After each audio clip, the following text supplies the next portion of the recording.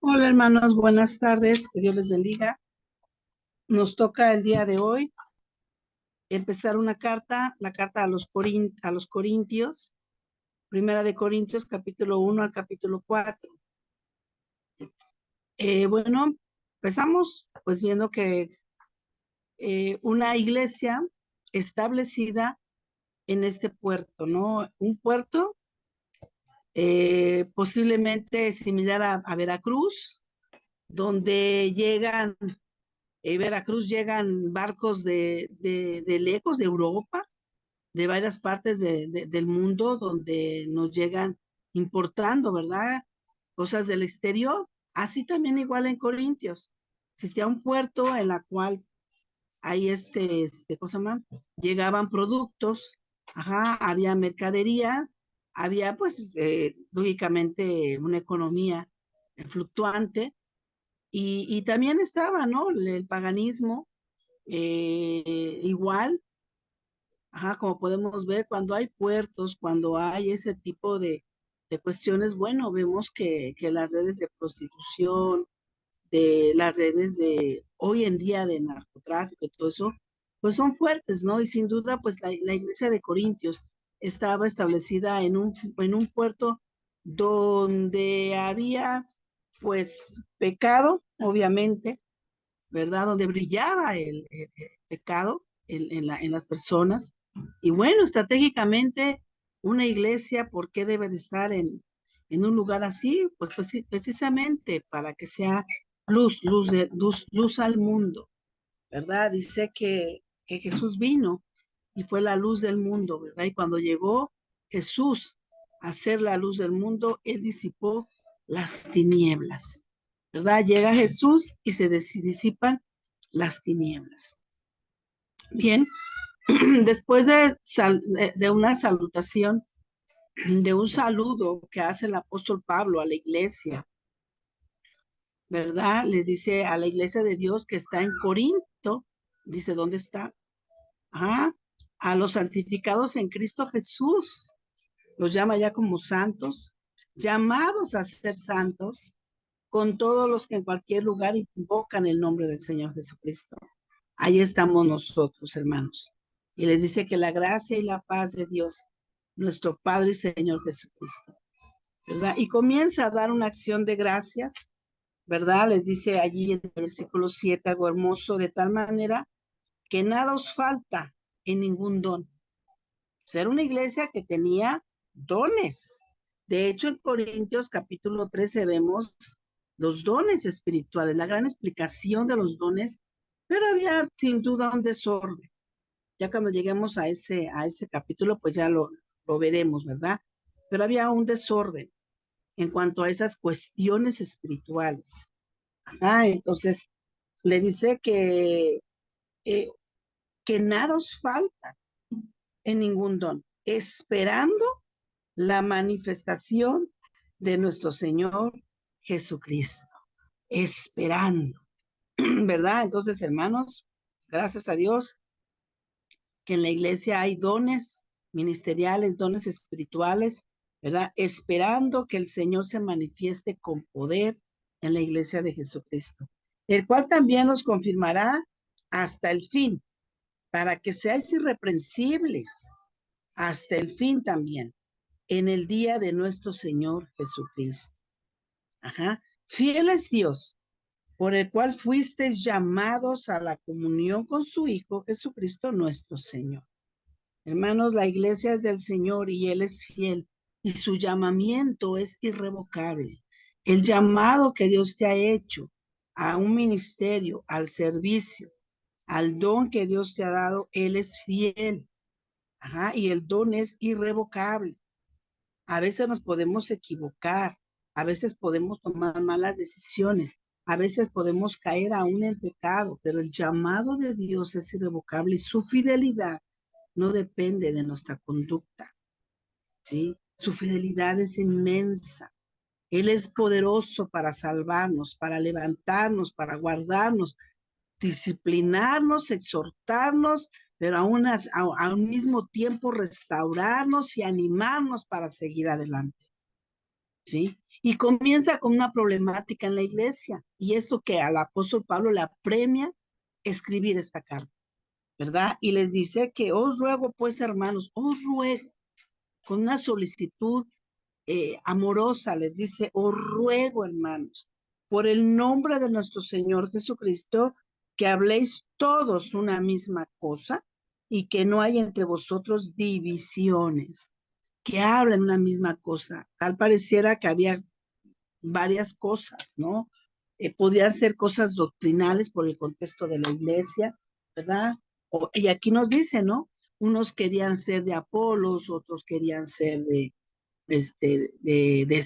Cefas, ajá, y estaban divididos, porque dice el versículo 5, porque he sido informado acerca de vosotros, o sea, él estaba al pendiente de la iglesia. Hermanitos míos, por los de Cloé, que hay entre vosotros contiendas. Ajá, contienda.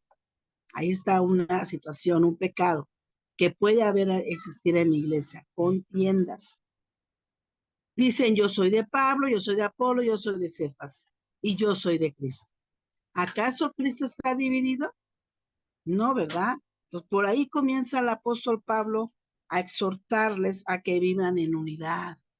Ajá. Otra de las cartas, la que nos manifiesta la unidad del Espíritu y la unidad de la iglesia, es Efesios. Efesios 4:13, hasta que todos lleguemos a la unidad de la fe y del conocimiento del Hijo de Dios, a un varón perfecto, a la medida de la estatura de la plenitud de Cristo. Y más arriba es que dice que a la en unidad del Espíritu. Ajá, y habla, y a unos constituyó apóstoles, a otros profetas, a otros pastores evangelistas y a otros pastores y maestros. Los dones hermosos que nos da ministeriales que Jesús otorga. Y eso que nos quiere dar, que trabajemos en unidad. Ujú. En unidad. ¿Qué quiere decir en unidad? Que se hayamos todos en un mismo sentir. También le dice esta apóstol Pablo en otra carta, os ruego a Evodia y a Síndique que sean de un mismo sentir. Ajá, que nos pongamos de acuerdo, que trabajemos juntos. A lo mejor nos llevamos tiempo en junta, en ponernos de acuerdo, pero es necesario para ponernos de acuerdo, para que seamos de un mismo sentir, que todos estemos informados para que podamos caminar. Es importante que entonces asistamos a nuestra iglesia, porque hay veces llegamos y no, a mí no me dijeron nada, yo no sé nada, yo no estoy de acuerdo porque no asistimos a veces a la congregación, no estamos enterados. Ajá. Entonces es importante que estemos, ajá, enterados. ¿Y cómo voy a estar enterado? Pues yo tengo que estar dispuesto a, ¿cómo se llama? A ser fiel, fiel, informándome en qué es lo que está pasando en mi iglesia local, cómo estamos trabajando en nuestra iglesia local para que precisamente no haya esas contiendas. No le demos lugar al diablo, ¿verdad? Porque eso es darle lugar al diablo y usted abre un poquito la puerta, él la azota, abre, se mete y hace destrozos en un hogar. Ujú.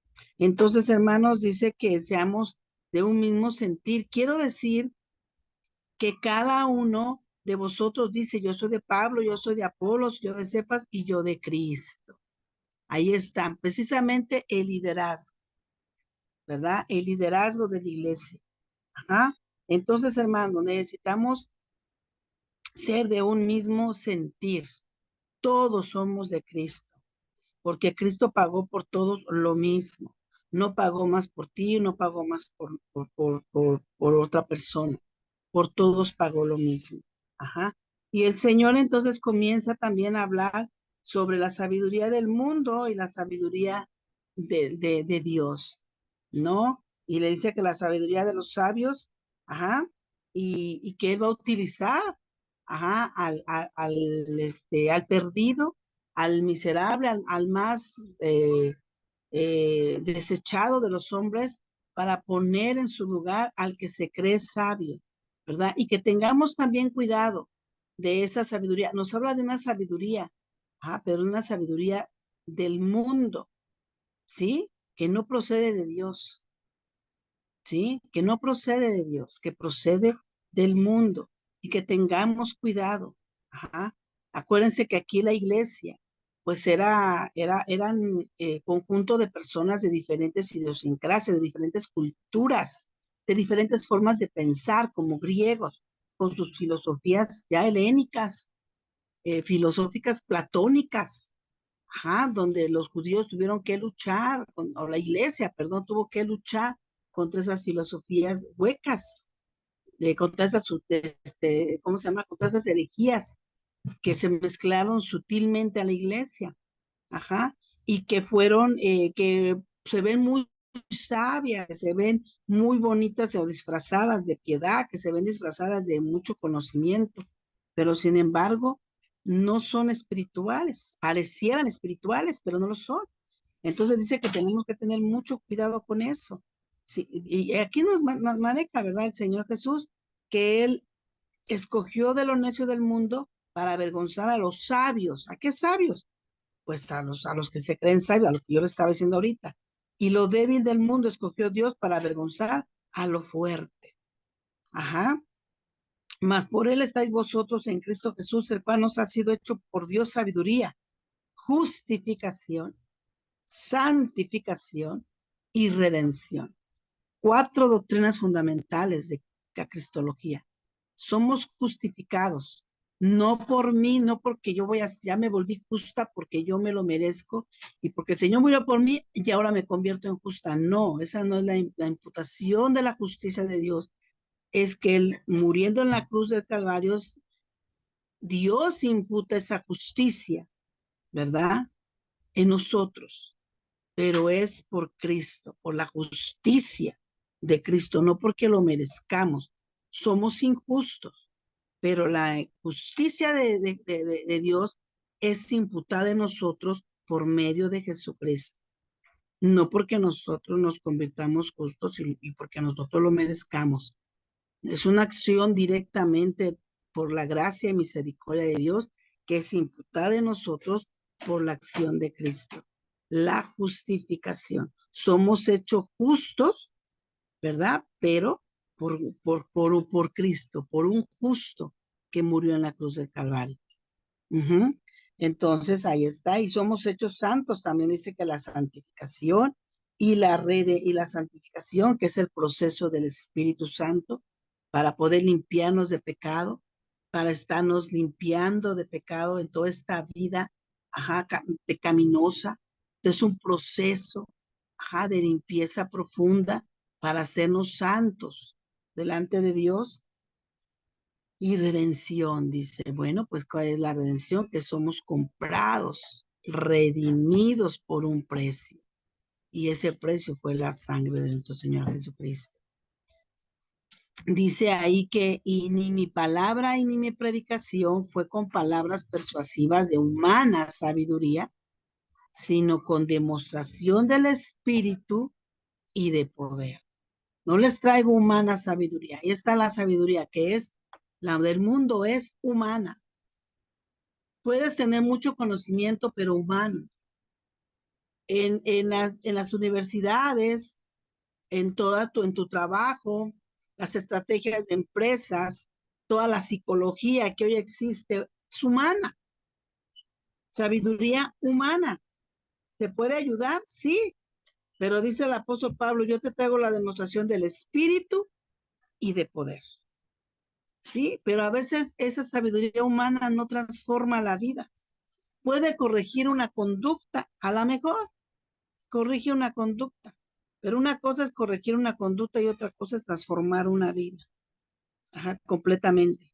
Para que vuestra fe no esté fundada en la sabiduría de los hombres, sino en el poder de Dios. Ahí está la transformación del ser humano.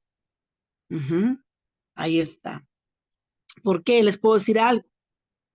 Puede ser que una persona que es maleante vaya a la cárcel por alguna mala acción y ahí él sea, ¿cómo le llaman?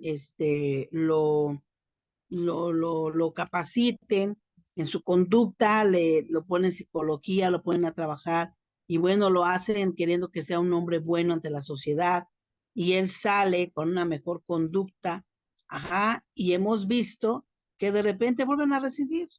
¿Por qué? Porque me crearon su conducta, pero no fueron transformados. Ajá, ¿por qué? Porque no podemos nosotros hacerlo por nosotros mismos. Necesitamos el poder de Dios para poder ser transformados, siendo otra persona. Salen corregidos, pero siguen siendo los mismos. Ajá. Y el poder de Dios es que Él transforma la vida de tal manera que ya no somos los mismos. Ajá. Entonces, hay, el versículo 2:10 dice, pero Dios fíjense, esa sabiduría, Dios nos la reveló a nosotros por el Espíritu. Hay otro misterio, ¿eh? Porque el Espíritu todo lo escudriña, aún lo profundo de Dios. Entonces, ¿quién nos revela o quién nos hace ver la sabiduría de Dios? ¿Dónde está toda la sabiduría de Dios? En el Espíritu. Dice que aún en lo profundo de Dios, el Espíritu lo escudriña. Entonces, no necesitamos andar investigando aquí en la, ¿cómo se llama? A veces yo veo que andan investigando en la profundidad de Dios en el Cábala, por ejemplo, ¿no?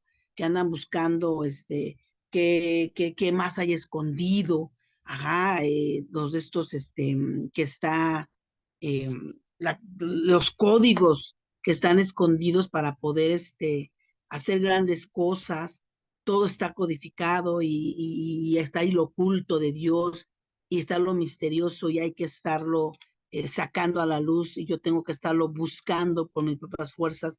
Aquí me dice que aún lo profundo de Dios, el Espíritu lo escudriña. Cuando yo escudriño la palabra de Dios y el Espíritu de Dios está en nosotros, podemos profundizar en el Señor, en Dios mismo. Ese es un misterio, aquí está revelado. Nosotros, dice el versículo 12. El versículo 11 dice, porque ¿quién de los hombres sabe las cosas del hombre? Sino el Espíritu del hombre que está en él. Así tampoco nadie conoció las cosas de Dios, sino el Espíritu de Dios. El Espíritu de Dios sabe porque Él es Dios. Y nosotros no hemos recibido el Espíritu del mundo, sino el Espíritu que proviene de Dios. Para que sepamos lo que Dios nos ha concedido. Entonces, ¿dónde viene toda la revelación? En la palabra de Dios. ¿Y quién nos lo revela o quién nos ilumina? El Espíritu Santo. Aquí está todo revelado. Esta es la revelación de Dios completa y final. ¿Y quién nos ilumina esta revelación? El Espíritu Santo. Porque dice que en Él nos guía a toda verdad. Ajá. Nosotros no hemos recibido el Espíritu del mundo, sino el Espíritu de Dios, lo cual también hablamos, no con palabras enseñadas por sabiduría humana, sino con las que enseña el Espíritu, acomodando lo espiritual a lo espiritual. Somos nosotros espíritu, tenemos un espíritu, pero necesitamos del Espíritu Santo para poder entender el Espíritu de Dios. Por eso dice acomodar lo espiritual a lo espiritual. Porque si yo quiero conocer a Dios, no puedo conocerlo en otra forma más que en espíritu. Los que me adoran es en espíritu y en verdad. El adorador es necesario que me adore en espíritu y en verdad, porque Dios es espíritu. Ajá, entonces por eso dice acomodando lo espiritual a lo espiritual. Ajá, somos espíritu, pero necesitamos del Espíritu Santo para conocer al Señor, para profundizar en Él. Porque ¿quién conoció la mente del Señor? ¿Quién le instruirá? Mas nosotros tenemos la mente de Cristo. Y ahí está un comercial. Escuela dominical a las 11 de la mañana estamos viendo este discipulado, la mente de Cristo, porque esa es la meta final del Espíritu Santo en nuestra vida, es hacernos semejantes a Jesús y que podamos renovar esta mente y hacerla como la de Cristo. De manera que yo, hermano, no puedo hablaros como espíritu. Miren, aquí vemos un problema. Aquí ya él habló del espíritu y ahora dice, Bueno, para que vean que porque a veces nos acusan que nosotros como bautistas no creemos en el Espíritu Santo. No, no, no. Nosotros creemos. Claro, el Espíritu Santo es Dios. Él nos convence de pecado, Él nos santifica, ¿verdad? Lo que pasa es que hoy hay abusos y hay cosas que dicen que el Espíritu Santo hace y es más desorden que orden. Y aquí lo vemos. El Espíritu Santo ordena las cosas, hace que haya un orden, porque si es Dios uno, Dios es Dios de orden, el Espíritu Santo también, son lo mismo, trabajan con comunión en conjunto. Dice que somos colaboradores de Dios, entonces tenemos que ser ordenados, como Dios es.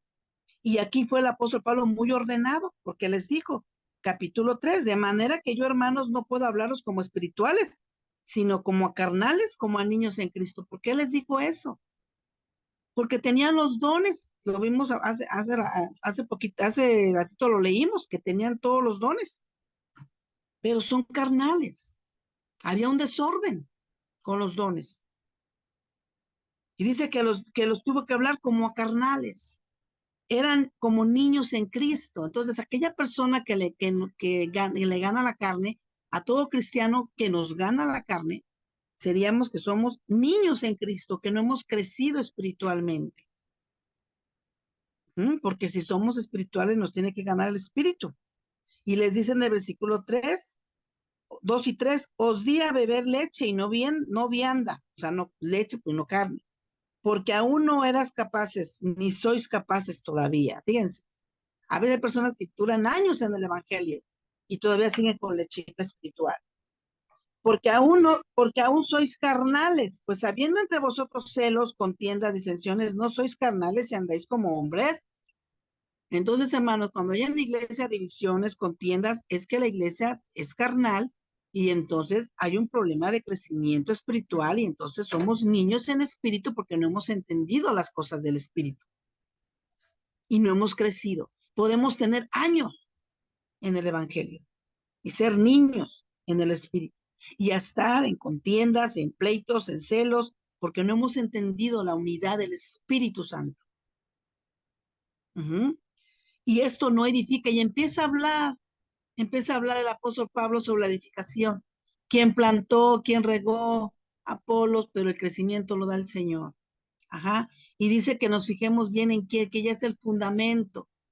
Ya está puesto el fundamento. Ajá. Y otro edifica encima. Pero cada uno mire cómo sobreedifica. Dice sobreedifica porque nosotros no ponemos ningún fundamento. Nosotros no ponemos fundamento de nada. El fundamento ya está. El fundamento ya está. Y es la palabra del Señor. Es la enseñanza de los apóstoles. Y todo eso en qué se resume en el Nuevo Testamento y la predicación del Antiguo Testamento, que fue profetizado hacia el Mesías. Porque dice Efesios, creo que es 2:21, donde dice que fueron los profetas y los apóstoles. Quienes lo pusieron. Y eso conjunto es la palabra del Señor. Ajá, y sobre eso tenemos nosotros que sobreedificar. Ya no ponemos fundamento, sino hay que sobreedificar. Pero claro, en mi vida sí, el fundamento va a ser mi fe. Fíjate bien dónde fundamentas tu fe, en la roca que es Cristo, ¿verdad? Ajá. Y si permaneciera la obra de alguno, o si tu obra, y tiene que haber obra, ese que edifica, tiene que haber fruto. Si permaneciera tu fruto, si permaneciera tu obra de alguno que sobreedificó, recibirá recompensa. Si la obra de alguno se quemare, él sufrirá pérdida. Si bien él mismo será salvo, aunque así como por fuego, o sea, no se pierde tu salvación, aunque no sabéis que sois templo de Dios y que el Espíritu de Dios mora en vosotros. Si alguno destruyera el templo de Dios, Dios le destruirá a él, porque el templo de Dios, el cual sois vosotros, santo es. Fíjese, aún ahí a veces podremos ser destruidos, hermanos, pero hay de aquel que que destruya el templo de Dios. Aquellos, por ejemplo, los apóstoles que perdieron la vida, pero no perdieron su recompensa. Amén. No perdieron su recompensa. Nadie se engaña a sí mismo. Si alguno entre vosotros se cree sabio, en este siglo hágase ignorante para que llegue a ser sabio. Tenemos que llegar a la palabra de Dios, hermano, como unos ignorantes, de no sé nada. Cada que llegamos a la palabra del Señor, Señor, ayúdame, Padre, porque no sé nada, Señor. No sé nada, solo tú lo sabes todo. Y luego comienza el capítulo 4 de los apóstoles, el ministerio de los apóstoles. Comienza a hablar todo lo que hacen los apóstoles. Ahora bien, se requiere de los administradores, dice, que cada uno sea hallado fiel. Así así comienzan los apóstoles. Así pues, téngannos los hombres por servidores de Cristo y administradores de los misterios de Dios. Administradores, como cuidando, y que cada uno sea hallado fiel. Si estás en lo poquito, no en lo mucho, no importa. Los dos van a tener recompensa. El chiste es ser fiel. Dice que en lo poquito seamos hallados fieles. En lo poquito. A lo mejor damos poco. La idea es que crezcamos y que obedezcamos y de que nos desarrollemos, ¿verdad? No que tengamos una fe muy grande para poder avanzar más. Es una fe a lo mejor minuciosa, chiquita como el grano de mostaza, pero puesta en Jesús. Se requiere de esos administradores que sean hallados fieles. En lo poquito, dice, y en lo mucho te pondré. ¿Quién es el que te pone en lo mucho? Dios. Nosotros comenzamos a ser fieles en lo poco, no en lo mucho. En la obra de Dios se trabaja así, y en cualquier empresa lo hacen así, no llegas tú hoy, a menos que por el soborno llegues y seas el hijo del director y te acomoden un buen puesto. Pero si no, no es así. Ajá. En la obra de Dios comienza así. Los apóstoles fue en lo poquito comenzaron, en lo poquito. Y después, vean ustedes en los Hechos de los Apóstoles, luego vean las cartas, el crecimiento que hubo en estos hombres. Y termino con estos versículos, porque según pienso, Dios nos ha exhibido a nosotros los apóstoles como postreros, como sentenciados a muerte, pues hemos llegado a hacer espectáculo al mundo, a los ángeles y a los hombres. Esto es todo, escuchen todo esto porque es lo que los apóstoles soportaron, por así decirlo, crecieron y porque sabían en quién habían confiado. Nosotros somos insensatos por amor de Cristo. Fíjense, se hacían insensatos ellos. Mas vosotros prudentes en Cristo. Nosotros débiles, mas vosotros ahora fuertes. Vosotros honorables, mas nosotros despreciados. A veces eran despreciados y se hacían despreciados, no importa. Con tal de que escucharon a Jesucristo, no importa que fueran despreciados o vituperiados, insultados. Hasta esta hora padecemos hambre, tenemos sed, estamos desnudos, somos abofeteados y no tenemos morada fija. Nos castigamos, trabajamos con nuestras propias manos. Ahí está, ellos trabajaban para también continuar en la obra de Dios. No eran holgazanes y flojos. Nos maldicen y bendecimos. Padecemos persecución y lo soportamos. Nos difaman y rogamos. Hemos venido a ser ahora como a la escoria del mundo, el desecho de todos. Fíjense lo que se hicieron ellos. No escribo esto para avergonzaros, sino que amonestamos como a hijos míos amados. A veces así nos puede tener el mundo, como lo peor. Amén. Pero para el Señor vamos a ser siempre sus hijos amados. Que soportamos por amor y porque Cristo, si Cristo padeció por nosotros, que no podamos nosotros padecer por Él, lo poquito que nos insulten o bofeten. No hemos llegado a padecer como Cristo y ni siquiera como uno de los apóstoles. Entonces no nos queda quejarnos, hermano. Ni siquiera que nos queda quejarnos o estar llorando o criticando. No, hermanos, sirvamos al Señor con regocijo. En cualquier circunstancia que nos encontremos, sirvamos al Señor con regocijo, porque Él lo merece. ¿Sí? Él nos dio la salvación preciosa. Amén. Entonces, hermano, te invito para que, ¿cómo se llama? Comiences a ver tu vida como santa al Señor, porque Él lo merece. Amén. Gracias, Padre, por la vida que tú nos prestas, Señor. Te bendigo y te glorifico, Señor, y bendice, Padre, a tu pueblo, y que tu nombre sea glorificado. Gracias, Dios. Si has de traer a la iglesia, Padre, prueba, Señor, nada más, Señor Santo, como dijo tu Hijo Jesucristo. Rogamos al Padre que no nos falte la fe, Señor, y que podamos, Señor, pasar la prueba, Padre, y que el cimiento, Señor, esté firme, Padre, porque estamos sobre edificando sobre la roca, Señor. Si no es así, Señor, enséñanos, Padre, y ayúdanos, Padre Celestial, porque sin tu ayuda vana sería nuestra fe y no podríamos solos, Señor. Gracias, Señor Santo, y ayúdanos, Padre, para todo este año que viene y todos los propósitos que se tienen, Señor, pero que sean en ti, Señor, y si tú tienes algo mejor, Padre, hánoslo ver, Señor. Hánoslo ver, Padre, porque posiblemente estemos fallando, Señor, y tú quieras mostrarnos otra cosa más, Padre. Gracias, Señor, porque tú eres nuestro Dios y porque tú eres fiel a tu palabra, Señor, y a tu pueblo. Gracias, Padre mío. En el nombre de Cristo Jesús te doy la gloria y la honra. Amén.